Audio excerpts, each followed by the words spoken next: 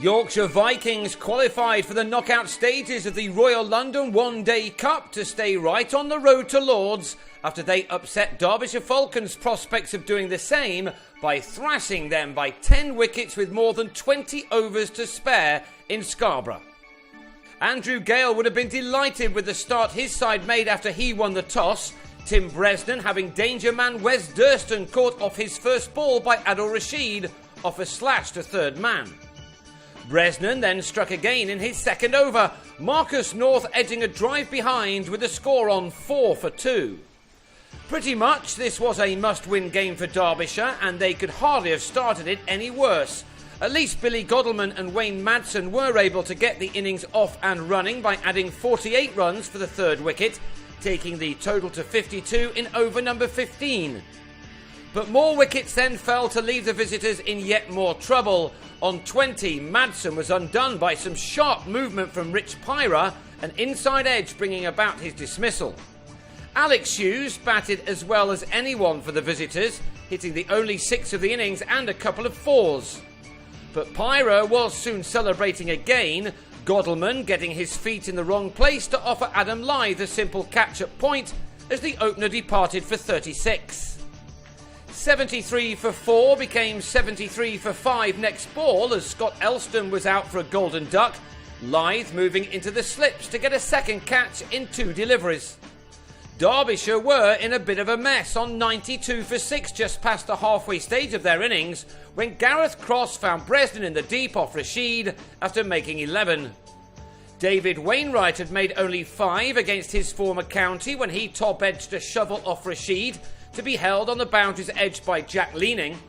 And the total read 114 for 8 when Tony Palladino was LBW as Rashid collected his third wicket for eventual figures of 3 for 45. Hughes' innings was ended as he just failed to clear the rope off Stephen Patterson to be caught by Leaning after making 43. And Derbyshire were all out after 41 overs when last man Mark Foote was yorked. Pyra was the pick of the home attack with figures of 3 for 25 from 7 overs to leave his side just 152 to get to make it through to the quarter-finals. And they made extremely light work of that task, with Alex Lees and Lyth soon putting bat to ball with some aggressive shots. With rain on its way, these two knew that a bright start was necessary to keep their side well above what was a low required run rate. Derbyshire, on the other hand, had to get some early wickets, and Foote, who's been good in this 50-over tournament, perhaps tried just a little bit too hard. In his 5th over, he let slip a beamer and a couple of quick bouncers, and was then removed from the attack by the umpires for dangerous bowling. Absolutely nothing was going right for the Falcons. But that's to take nothing away from the 2 Yorkshire openers who both batted superbly. Lyth pulling Palladino for a maximum on his way to a 63-ball half-century.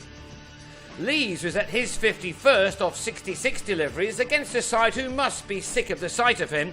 Going into this match, the left-hander had scored 403 runs against Derbyshire in just 3 innings, with a 275 in the Championship and 2 60s in the T20.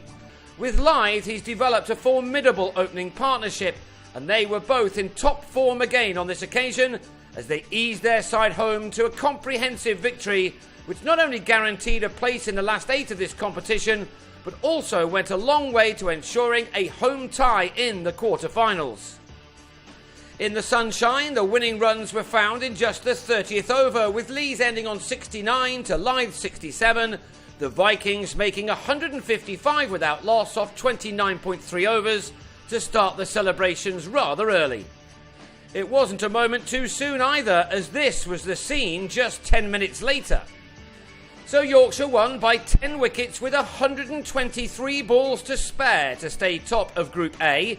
A win over Hampshire at the Ageas Bowl under lights next Thursday will guarantee a home tie for the week later, while Derbyshire now need to beat Gloucestershire in a day-nighter at home also next Thursday, and that may also be enough for them to get through to the last 8 in spite of them starting this competition with 2 points fewer than the rest.